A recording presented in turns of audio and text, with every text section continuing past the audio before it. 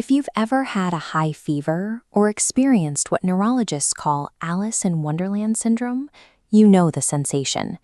The walls of a room suddenly compress to crush you, or a simple hallway stretches away into an infinite, cavernous void.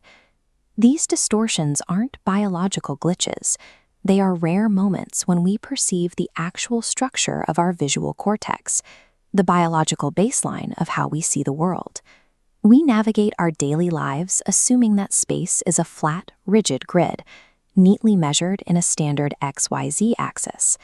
Yet, when neuroscientists map how our brains store memories and process visual stimuli, they find that our internal maps completely ignore the flat grid.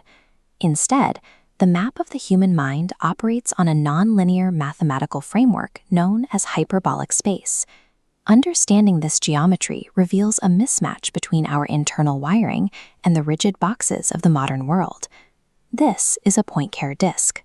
It is a mathematical tool used to project infinite hyperbolic space onto a flat surface.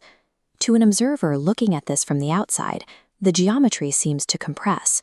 The triangles pack tightly together, scaling down into microscopic slivers as they approach the outer boundary. But if you lived inside this space, those boundary shapes would remain constant in size. To the internal observer, moving toward that edge reveals an exponentially expanding, infinite expanse. The brain likely evolved this geometry because it provides massive amounts of virtual surface area. It allows a single memory or word to branch out into thousands of interconnected nodes, letting ideas weave together without running out of room. We can see this geometry manifest physically. When scientists study visual hallucinations, where no external stimulus exists, they find the visual cortex naturally generates these exact types of dense, expanding, and radiating patterns. Because our mental processor is biologically hyperbolic, we are wired to thrive in environments that branch and connect, not ones that are rigidly boxed in. Historically, human settlements matched our internal geometry because they were scaled to the reach of a person navigating on foot. That alignment changed with the invention of Cartesian space, the idea that the physical world is just a rigid, empty grid waiting to be filled. Modern architecture adopted this grid mindset, prioritizing efficiency and stripping away the organic character that made local places feel like human environments. This standardized approach treats residents not as individuals dwelling in a unique place, but as data points housed in identical concrete containers. This was the moment we stopped building organic homes meant for dwelling and started producing houses as functional machines. The adoption of high-speed transit permanently broke our natural sense of space. When you walk, your mind and body are synced. The physical effort of your muscles matches the distance mapped out in your internal spatial map. Cars and trains sever this connection. They create a disembodied experience, placing a static shield between the observer and the environment. The result is a sensory paradox. At 70 miles per hour, your body sits completely still, while a flat Euclidean void rushes past your eyes.